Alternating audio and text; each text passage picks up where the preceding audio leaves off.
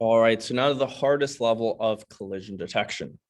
So it says when the rainbow touches the horse, it should turn into a unicorn. Right now it does nothing.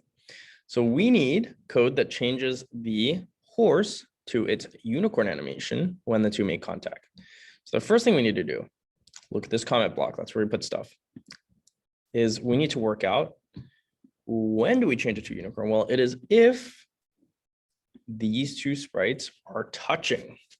And I'm gonna do if horse, right, that's what it's called, is touching rainbow.